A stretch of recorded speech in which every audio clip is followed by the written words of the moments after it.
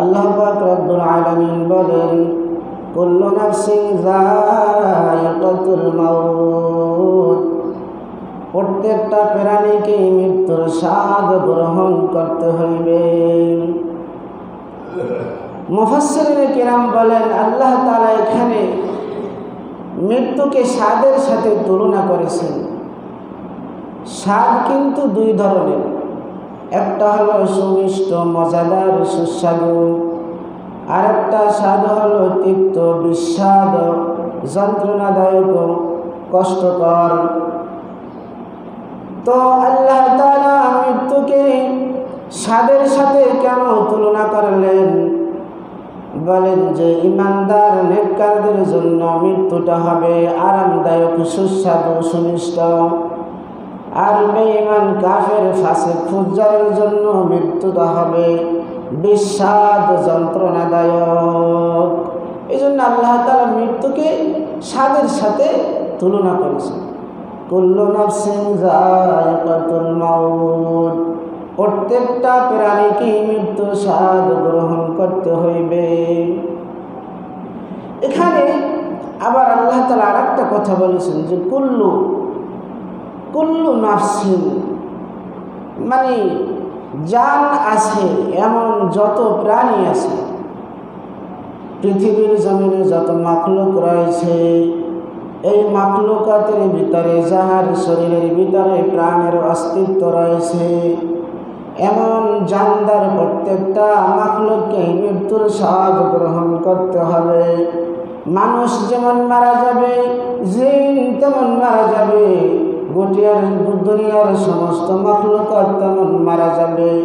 এমনকি আল্লাহ তাআলার বিশেষ তৈরিকৃত ফেরেশতারাও পর্যন্ত মারা যাবে। এমনকি আল্লাহ পাক রব্বুল আলামিন গোটা বিশ্বের সমস্ত মাখলুকাতের জান কবজ করার দায়িত্ব যে মালাকুল মউতকে দিয়েছেন, সেই মালাকুল মউতকেও মৃত্যুবরণ করতে হবে। ঠিক না বেঠিক? তাহলে পৃথিবীর সমস্ত মানুষের মৃত্যু, পৃথিবীর সমস্ত মাখলুকাতের মৃত্যু আর জিন আর মানব জাতির মৃত্যুর ভিতরে কিন্তু একটা পার্থক্য আছে। ঠিক না বেঠিক? কারণ পৃথিবীর কোনো মাখলুককে মৃত্যুর পরের জীবনে আল্লাহ তাআলার দরবারে উপস্থিত হয় তাহার জিন্দেগির পাপ পুণ্যের হিসাব দিতে হবে না। ঠিক না বেঠিক? এমনকি হিসাব নিকাশের পরে কোনো মাখলুক তাহাকে জাহান্নামেও যেতে হবে না, জান্নাতেও যেতে হবে না। কিন্তু মানুষ আর জিন জাতির জন্য মৃত্যুর পরবর্তী জীবনে আল্লাহ তাআলার দরবারে দাঁড়িয়ে তাহার গোটা জিন্দেগির পাপ পুণ্যের হিসাব দিতে হবে। এমনকি হিসাব নিকাশের পরে তাহার জন্য রয়েছে জান্নাত, না হয় রয়েছে জাহান্নাম। ঠিক না বেঠিক? এই জন্যই আল্লাহ তাআলা আয়াতের শুরুতে বললেন যে কুল্লু নাফসিন যায়িকাতুল মাউত, সমস্ত প্রাণীকে মৃত্যুর স্বাদ গ্রহণ করতে হবে। এরপরে যে কথাটা বলেছেন সেটা হলো ওয়া ইন্নামা তুওয়াফাউনা উজুরাকুম ইয়াওমাল কিয়ামাহ, এবং কিয়ামতের দিন তোমাদেরকে তোমাদের কর্মের পরিপূর্ণ প্রতিফল দেওয়া হবে। আল্লাহ তাআলা আমাদের জন্য বলতেছেন, এ দুনিয়ার ইমানদার আমার বান্দা বান্দিরা, এ দুনিয়ার মানুষেরা, জিন জাতিরা, কিয়ামতের ময়দানে তোমাদেরকে আমি আল্লাহ রাব্বুল আলামিন তোমার জিন্দেগির কাজকর্মের, তোমার জিন্দেগির প্রতিফল দেওয়া হবে।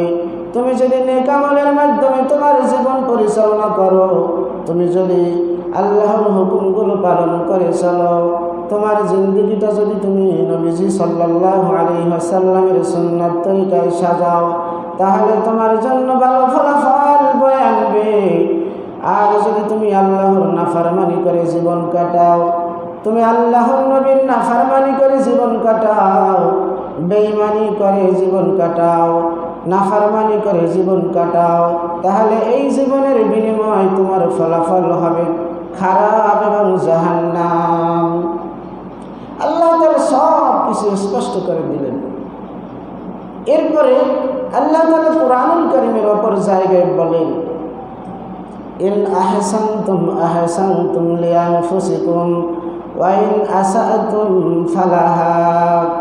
আল্লাহ বলতেছেন, বান্দারে যদি তুমি নেক আমল করো, যদি তুমি ভালো কাজ করো, তবে সেই ভালো কাজটা তুমি তোমার নিজের জন্যই করলা, অর্থাৎ এই ভালো কাজের ফলাফল তুমি নিজেই ভোগ করবা।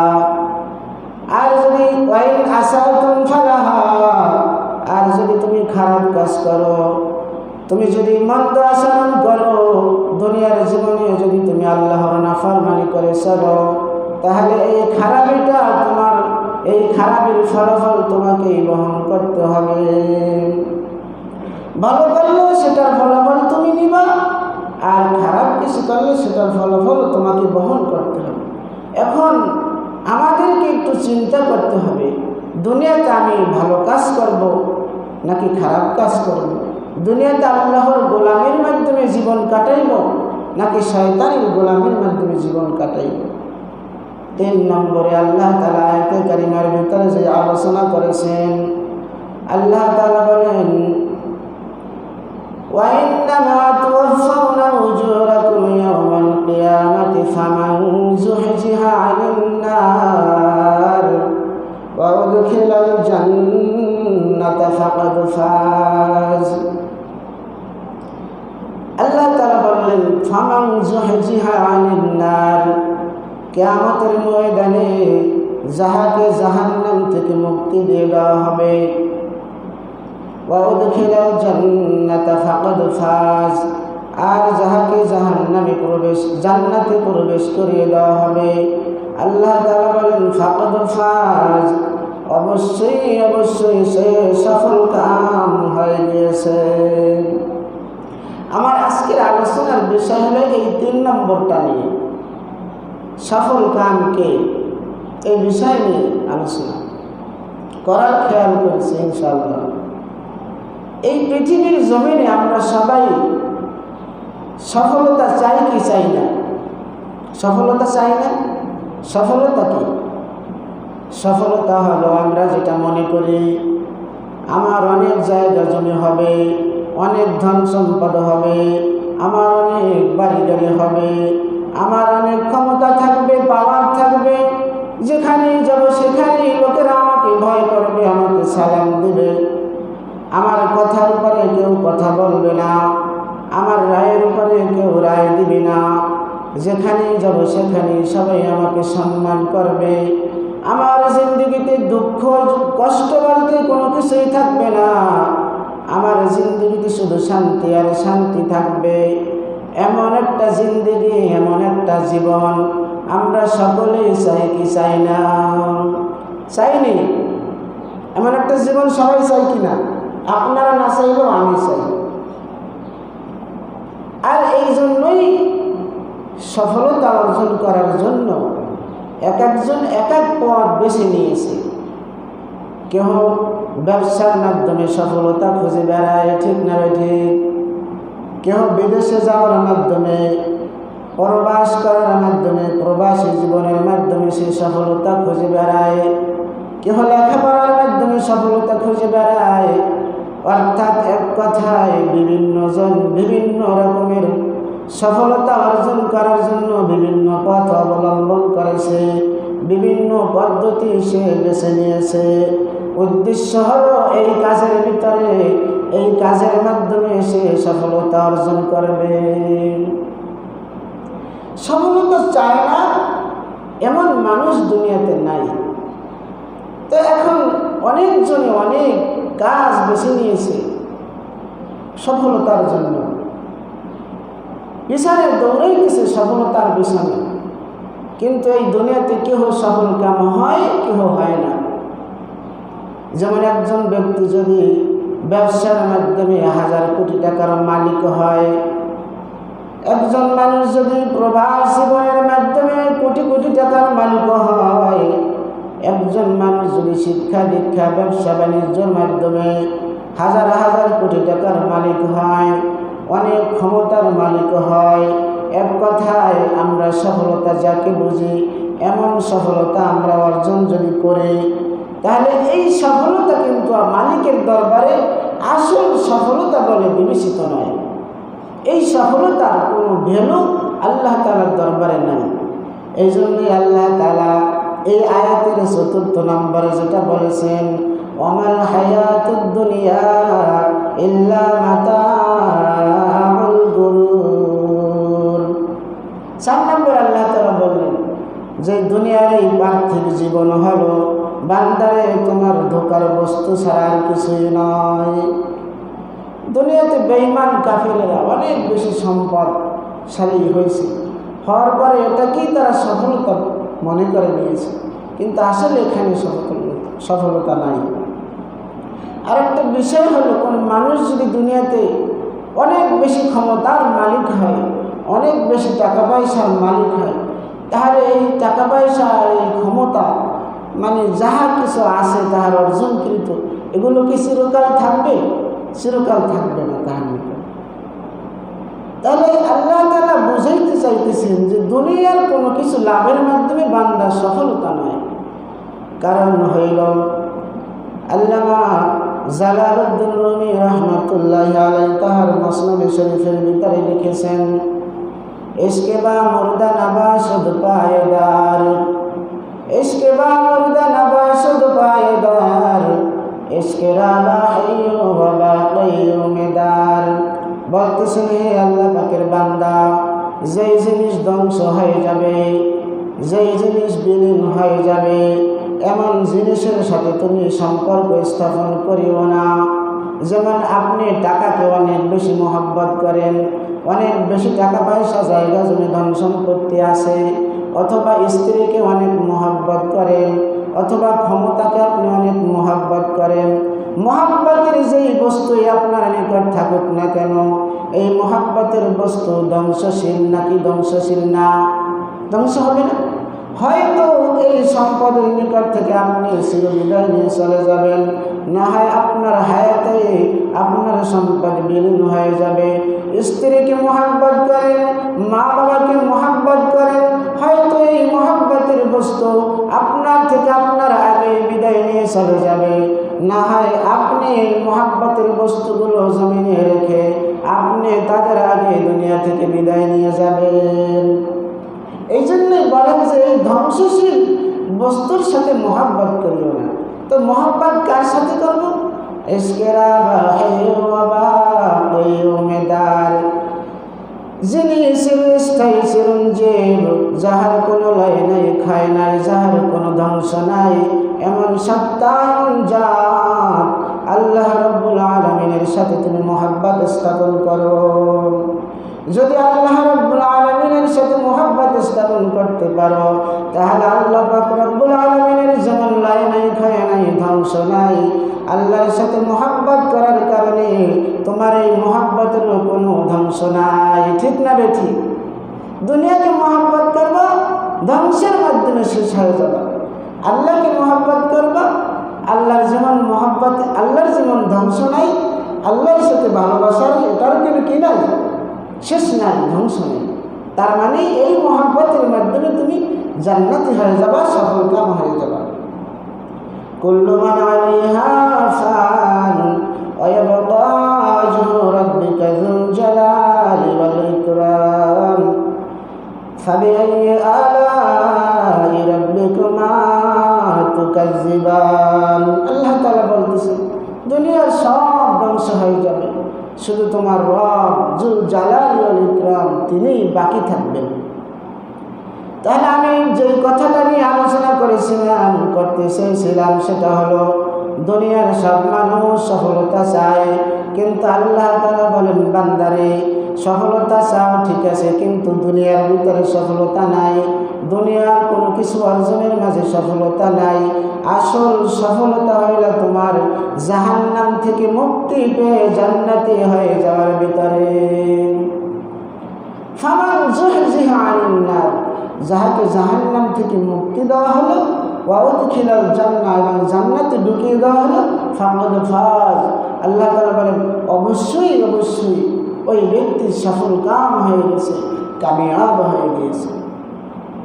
যেমন আল্লাহ তাআলা কোরআনুল কারীমের উপরে আয়াতের ভিতরে বলেন, ইয়াওমা তারাল মুমিনিনা ওয়াল মুমিনাতি وبأيمانهم بشراكم اليوم جنات تجري من تحتها الأنهار خالدين فيها ذلك هو الفوز العظيم আল্লাহ পাক রব্বুল আলামিন এখানে আয়াতে কারিমার ভিতর বলতেছেন ইয়াউমা তারাল মুমিনিনা ওয়াল মুমিনাত নবীকে ডাক দিয়ে বলতেছেন হে আমার হাবিব হে আমার দোস্ত আপনি মুমিন পুরুষ এবং মুমিনা মহিলাদেরকে কিয়ামতের ময়দানে দেখবেন ইয়াসআ নূরুহুম বাইনা আইদিহিম ওয়া বিআইমানিহিম তাহাদের ডান দিক থেকে এবং তাহাদের সামনের দিক থেকে নূর প্রবাহিত হইতেছে সুবহানাল্লাহ বুশরাকুমুল ইয়াওমা কিয়ামতের ময়দানে এমন এমন মুমিনদের জন্য শুভ সংবাদ দেওয়া হবে জান্নাতিন তাজরি মিন তাহতিহাল আনহার এমন জান্নাতের যেই জান্নাতের তলদেশে ঝর্ণা নহর প্রবাহিত খালিদিনা ফিহা সেখানে মুমিনরা চিরকাল থাকবে আল্লাহ তাআলা বলতেছেন যালিকা হুয়াল ফাওজুল আযীম বলে এই যে জান্নাত পাইল এই জান্নাতটাই হলো তার জন্য মহা সাফল্য বলেন না সুবহানাল্লাহ সূরাতুল হাসরের 20 নম্বর আয়াতের ভিতরে আল্লাহ তাআলা বলেন লা ইয়াস্তাবি আসহাবুন নারি ওয়া আসহাবুল জান্নাহ আসহাবুল জান্নাতি হুমুল ফাইজুন আল্লাহ তাআলা বলতেছেন হে আমার বান্দারা যারা জাহান্নামী আর যারা জান্নাতি তারা কি সমান হইতে পারে আল্লাহ আমাদেরকে প্রশ্ন করছে আপনারা বলেন যারা জান্নাতি আর যারা জাহান্নামী তারা কি সমান সমান নয় আল্লাহ তাআলা বলতেছেন লা ইয়াস্তাবি আসহাবুন নারি ওয়া আসহাবুল জান্নাহ জান্নাতের অধিবাসীরা আর জাহান্নামের অধিবাসীরা তারা কখনোই সমান নয় আসহাবুল জান্নাতি হুমুল ফাইজুন বরং জান্নাতের হইল মহা সাফল্যমান তারা হলো চূড়ান্ত বিজয়ী বলেন না সুবহানাল্লাহ এতক্ষণ আলোচনার পরে আমরা যেটা বুঝলাম আল্লাহ তাআলার ভাষায় সেটা হলো দুনিয়া অর্জনের ভিতরে সফলতা নয় বরং সফলতা হইল জান্নাত লাভের মাধ্যমে ঠিক না বেঠিক তা এখন এই সফলতার জায়গা জান্নাত আমরা কিভাবে লাভ করব জান্নাতের সংক্ষিপ্ত বর্ণনা দিয়ে দেই শায়ের বলেন বেহেশত আজা কে আজারে নবাসদ বেহেশত আজা কে আজারে নবাসদ কাছে রাবা কাছে কারে নবাসদ বেহেশত এক কথায় আমরা বলে দিই বেহেশত এমন একটা জায়গার নাম যেই জায়গায় দুঃখ যন্ত্রণা চিন্তা ফিকির টেনশন বলতে কোনো কিছুই নাই ওই বেহেশতের ভিতরে শুধু শান্তি আর শান্তি বেহেশত এমন জায়গাকে বলা হয় যেখানে দুঃখ যন্ত্রণা বলতে কিছু নাই শুধু সুখ আর শান্তি তো এই সুখ শান্তির ঠিকানা জান্নাত লাভের মাধ্যমে বান্দা চূড়ান্ত সফলতা অর্জন করবে তো এখন এই সফলতার জান্নাত আমরা কিভাবে পাইব এর কতগুলো পদ্ধতি আল্লাহ তাআলা কোরআনুল কারীমের বিভিন্ন জায়গায় বর্ণনা করেছেন যে এই কাজগুলো করো তাহলে চূড়ান্ত সফলতার ঠিকানা জান্নাত লাভ করবে এক নম্বরে আল্লাহ পাক রব্বুল আলামিন বলেন ওয়াল ওয়াজনু ইয়াওমাইযিনিল হাক ফামান সাকুলাত মাওয়াজিনুহু ফাউলাইকা হুমুল মুফলিহুন এক নম্বরে হলো আল্লাহ তাআলা বলতেছেন বান্দারে কিয়ামতের দিন তোমার জিন্দেগির নেকিবদি ওজন করা হবে এই যে নেকিবদি ওজন করা হবে এর ভিতরে কোনো সন্দেহ নাই এটা একেবারে সত্য আর কিয়ামতের ময়দানে যার নেকির পাল্লাটা ভারী হয়ে যাবে ফাউলাইকা হুমুল মুফলিহুন সে সফল কাম হয়ে যাবে, অর্থাৎ সে জান্নাতি হয়ে যাবে। সুবহানাল্লাহ। এই কথাটা আল্লাহ তাআলা আরো বেশি স্পষ্ট করে দিয়ে সূরাতুল কারিয়ার ভিতরে বর্ণনা করেছেন, ফাম্মা মান সাকুলাত মাওয়াজিনুহু ফাহুয়া ফি ঈশাতির রাদিয়াহ। কিয়ামতের দিন বান্দার নেকি বদি যখন ওজন করা হবে, ওজনের সময় যার নেকির পাল্লাটা ভারী হয়ে যাবে, আল্লাহ পাক রব্বুল আলামিন বলেন ফাহুয়া ফি ঈশাতির রাদিয়াহ, তাহাকে সন্তোষজনক শান্তির সুখের ঠিকানা জান্নাতে পাঠিয়ে দেওয়া হবে। সুবহানাল্লাহ। ওয়াম্মা মান খাফফাত মাওয়াজিনুহু ফাউম্মুহু হাবিয়া। কিয়ামতের দিন মিজানের পাল্লায় যাহার নেকের পাল্লাটা হালকা হয়ে গুনাহের পাল্লাটা ভারী হয়ে যাবে, আল্লাহ তাআলা বলেন ফাউম্মুহু হাবিয়া, তাহাকে হাবিয়া নামক জাহান্নামের ভিতরে নিক্ষেপ করা হবে। নাউজুবিল্লাহ। এখন আল্লাহ তাআলা আবার তাহার নবীকে প্রশ্ন করতেছেন, ওয়ামা আদরাকা মা হিয়া, হে নবী আপনি জানেন হাবিয়া কাকে বলা হয়? আপনি কি জানেন হাবিয়া কি? আবার আল্লাহ বলতেছেন নারুন হামিয়া, হাবিয়া হইল এমন এক জাহান্নাম, যে জাহান্নামে শুধু আগুন আর আগুন প্রজ্বলিত রয়েছে। একটা মানুষকে যদি নদীতে ফালিয়ে দেওয়া হয়, নদীতে ফালানোর পরে ওই মানুষটার যেমন ডাইনে বামে পিছনে সম্মুখে উপরে নিচে শুধু পানি আর পানি, তেমনিভাবে হাবিয়া নামক জাহান্নামটা এমন জাহান্নাম, যে জাহান্নামের ভিতরে জাহান্নামীকে নিক্ষেপ করার পরে দেখবে শুধু চতুর্দিকে আগুন আর আগুন। বলেন না নাউজুবিল্লাহ। তাহলে আমরা এই আলোচনার দ্বারা, এই কথার দ্বারা কি বুঝলাম? আমাদেরকে কিয়ামতের ময়দানে অনেক বেশি নেকির দরকার আছে নাকি নাই? আমাদের অনেক বেশি নেকি অর্জন করার দরকার আছে না? যদি আমরা হায়াতের জীবনে অনেক বেশি নেকামল করি, অনেক বেশি আল্লাহর ইবাদত বন্দেগী করি, ভালো কাজ করি, তাহলে সেটা মিজানের পাল্লায় আমার জন্য ভারী হবে। আর মিজানের পাল্লায় নেকের পাল্লা ভারী হওয়া মানে আমি সফল কাম, আমি জান্নাতি। এই জন্য আমাকে দুনিয়াতে অনেক বেশি নেক অর্জন করতে হবে। আর যদি গুনাহের পাল্লা গুনাহ করি, তাহলে নেকের পাল্লা হালকা হয়ে গুনাহের পাল্লা যখন কিয়ামতে মিজানের পাল্লায় ভারী হয়ে যাবে, তখন আমার জন্য জাহান্নাম ছাড়া উপায় নেই। এই জন্য আমরা কি বুঝলাম? দুনিয়াতে আমাদেরকে অনেক বেশি নেক আমল করা দরকার নাকি দরকার না? দরকার। তো চূড়ান্ত সফলতার জান্নাত যদি পেতে হয়, তাহলে আমাদেরকে দুনিয়াতে বেশি বেশি নেক আমল করতে হবে। 2 নম্বরে আমাদেরকে যেটা করতে হবে সেটা হলো আমাদেরকে গুনাহমুক্ত জিন্দেগি যাপন করতে হবে।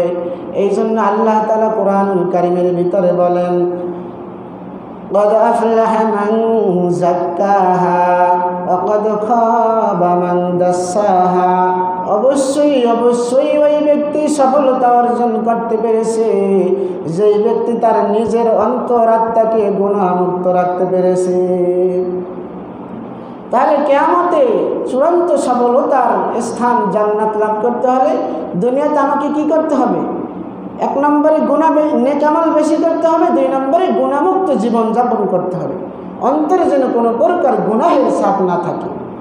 এই কথাটা আল্লাহ তাআলা সূরাতুল আলার ভিতরে আরো স্পষ্ট করে দিয়ে বলেন, قد أفلح من تزكى وذكر اسم ربه فصلى। বলে অবশ্যই অবশ্যই সে সফল কাম হয়ে গিয়েছে যে তাহার নিজেকে গুনাহমুক্ত রাখতে পেরেছে, অন্তরটাকে নিষ্কলুষ করতে পেরেছে। তো আবার এই কথা বইলা দিতেছে আল্লাহ তাআলা যে অন্তর গুনাহমুক্ত রাখবা কিসের মাধ্যমে? শোনো, ওয়াযাকারা ইসমা রাব্বিহি, ওয়াযাকারা ইসমা রাব্বিহি, বেশি বেশি তোমার রবের জিকিরের মাধ্যমে। বেশি বেশি জিকিরের মাধ্যমে কি হয়? অন্তরের গুনাহ সাফ হয়। এরপরে ফাসাল্লা, নামাজ আদায়ের মাধ্যমে তোমার অন্তরের গুনাহ সাফ হবে।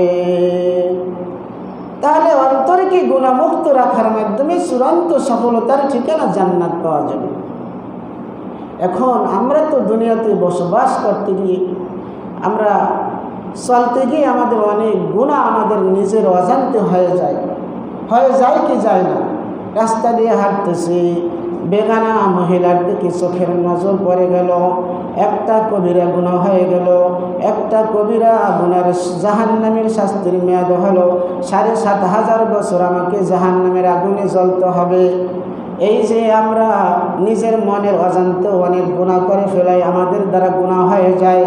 এখন এই গুনাহের মাধ্যমে যদি আমি গুনাহ নিয়েই যদি আমি জমিনের ভিতরে বসবাস করি, গুনাহ নিয়েই যদি মালিকের দরবারে চলে যাই, তবে তো আমাকে জাহান্নামে যেতে হবে। এই জন্য বান্দা যেন জাহান্নামে না যায়, আল্লাহ পাক রব্বুল আলামিন গুনাহমুক্ত হওয়ার জন্য একটা পদ্ধতি তিনি রেখে দিয়েছেন, সেটা তওবা। এই জন্য আল্লাহ তাআলা বলতেছেন, ওয়াতুবু ইলাল্লাহি জামিআন আইয়ুহাল মুমিনুনা লাআল্লাকুম তুফলিহুন। বলতেছেন বান্দারে, গুনাহ তো মাঝে মাঝে ইচ্ছায় অনিচ্ছায় হয়ে যায়। এখন তোমরা কি করো? গুনাহ হয়ে যাওয়ার পরে আল্লাহ তাআলার নিকট তওবা করো। এই তওবার গুণটা যদি তোমার ভিতরে থাকে, তাহলে লাআল্লাকুম তুফলিহুন, তওবার মাধ্যমে তুমি চূড়ান্ত সুখের ঠিকানা জান্নাত লাভ করবা। ১ নম্বরে গুনাহ বেশি করতে হবে, সফলতার ঠিকানা জান্নাত পাইতে হবে। ২ নম্বরে গুনাহ ছেড়ে দিতে হবে। ৩ নম্বরে তওবা করতে হবে। ৪ নম্বরে কি করতে হবে? আল্লাহ তাআলা কোরআনুল কারীমের ভিতরে আমাদেরকে জানিয়ে দেন। ৪ নম্বরে আমাদেরকে যেটা করতে হবে, আল্লাহ তাআলা সূরাতুল হজের ভিতরে বলেন, ইয়া আইয়ুহাল্লাযীনা আমানু রুকউ ওয়াসজুদু ওয়া'বুদু রাব্বাকুম ওয়াফআলুল খায়রা লাআল্লাকুম তুফলিহুন। আল্লাহ তাআলা বলতেছেন, হে আমার ইমানদার বান্দা বান্দীরা, যদি চূড়ান্ত সফলতার ঠিকানা জান্নাত লাভ করতে চাও, তাহলে তোমাদেরকে ইরকাউ রুকু করতে হবে, ওয়াসজুদু সিজদা করতে হবে, ওয়া'বুদু রাব্বাকুম তোমার রবের ইবাদত করতে হবে, ওয়াফআলুল খায়র যাবতীয় ভালো কাজগুলো তোমাদেরকে সম্পাদন করতে হবে, লাআল্লাকুম তুফলিহুন তবেই তোমরা সফল কাম হবে, অর্থাৎ সফলতার ঠিকানা জান্নাত লাভ করবে। এখানে আল্লাহ তাআলা বললেন, রুকু করো, সিজদা করো, ভালো কাজ করো, তোমার রবের ইবাদত করো, সফলতা পাবা। এই সফলতা মানেই তুমি জান্নাত পাইবা। এখন নামাজের দরকার আছে কিনা নাই? এখন আমরা নামাজ তো পড়লাম, এখন আমাদের কি করতে হবে? আল্লাহ তাআলা সূরাতুল জুমআর ভিতরে বলেন, ফাইযা কুদিয়াতিস সালাতু ফান্তাশিরু ফিল আরদি ওয়াবতাগু মিন ফাদলিল্লাহ ওয়াযকুরুল্লাহা কাসীরান লাআল্লাকুম তুফলিহুন। বলতেছে নামাজ তো পড়ছো, এখন কি করো? ফাইযা কুদিয়াতিস সালাত, যখন তুমি নামাজ সম্পূর্ণ করলা, নামাজ আদায় করলা, ফাইযা কুদিয়াতিস সালাতু ফান্তাশিরু ফিল আরদ, এখন তুমি জমিনের ভিতরে ছড়িয়ে যাও। ব্যবসায়ী, তুমি তোমার ব্যবসার কাজের ভিতরে লেগে যাও। দোকানদার, তুমি দোকানদারি শুরু করে দাও। কৃষক, তুমি তোমার কৃষি কাজের ভিতরে লেগে যাও।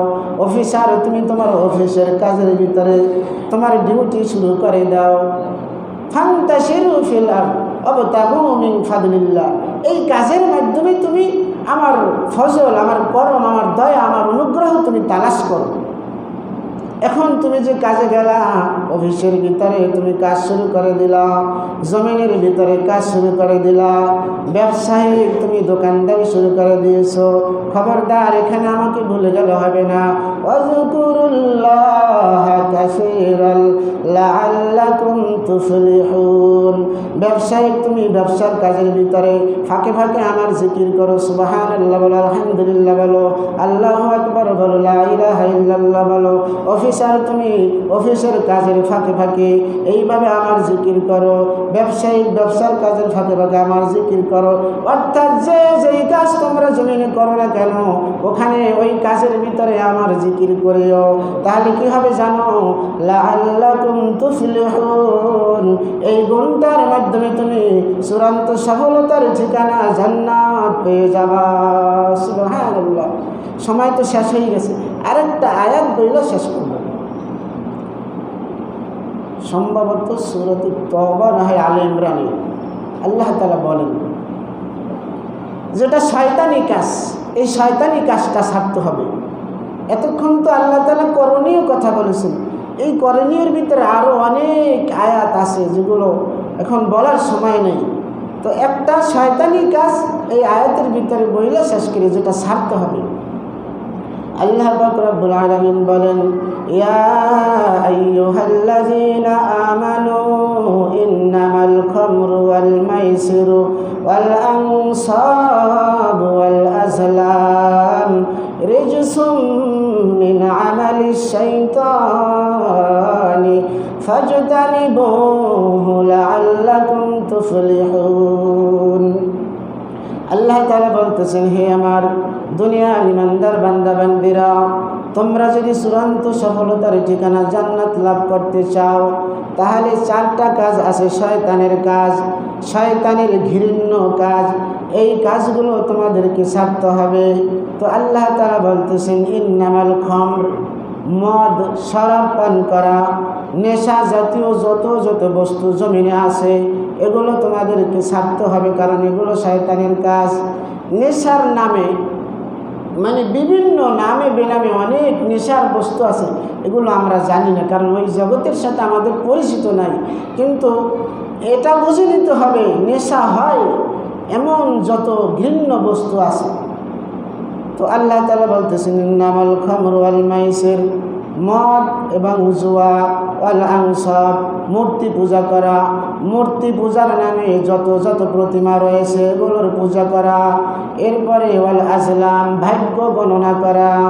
ভাগ্য গণনা করা যাবে না, কিন্তু বিভিন্ন অঞ্চলে বিভিন্ন লোক আসে, মনে করেন না মাথায় লাল শালু বাঁধা, শরীরে লাল পোশাক পরা, তারপরে লাল একটা গামছা শরীরে জড়ানো থাকে, তারপরে আপনার কাঁধে একটা ব্যাগ ঝুলান্ত থাকে, অনেক কিছু। তারপরে সে আইসে বলে যে ভাগ্য গণনা করবেন। তো মুসলমান কী করে? ভাগ্য গণনা করে। তো সে বলে যে তোমার তো মহা বিপদ আছে, তোমার তো অমুক দিন অমুক একটা বিপদ আইসে যাইবে। তো অনেক ভয় দেখায়, ভয় দেখানোর পরে কয় যে বাবা এখন কি করতে হবে? বলে তুই আমাকে 100 টাকা দে, বেশি কম, তো আমি তোকে একটা তাবিজ দিয়ে যাবো, আর কোনো বিপদ হবে না। তো এই যে ভাওতাবাজি, এগুলোর থেকে আমাদেরকে বেশি থাকতে হবে। এই ভাগ্য গণনা করা যাইবে না, এটা শয়তানের কাজ। বলতেছেন আল্লাহ তাআলা, ইন্নামাল খামরু ওয়াল মাইসিরু ওয়াল আনসাবু ওয়াল আজলাম রিজসুম মিন আমালিশ শাইতান। আল্লাহ তাআলা বলতেছেন এগুলো হলো শয়তানের ঘৃণ্য কাজ। ফাজতানিবুহু, আমার ইমানদারেরা তোমরা এর থেকে বেঁচে থাকো। এর থেকে তোমরা কি করো? বেঁচে থাকো। যদি বেঁচে থাকতে পারো লাআল্লাকুম তুফলিহুন, তবেই তোমরা কামিয়াব হয়ে যাবে। অর্থাৎ তোমরা চূড়ান্ত সুখের ঠিকানা, চূড়ান্ত সফলতার জায়গা জান্নাত লাভ করবা। আল্লাহ তাআলা আমাদের সকলকে কিয়ামতে জান্নাত লাভের মাধ্যমে চূড়ান্ত সফলতা দান করুন। এবং এই চূড়ান্ত সফলতার ঠিকানা জান্নাত লাভ করতে হলে দুনিয়াতে যেই ভালো কাজগুলো আমাদের করার দরকার, এই ভালো কাজগুলো আমাদের দ্বারা আল্লাহ তাআলা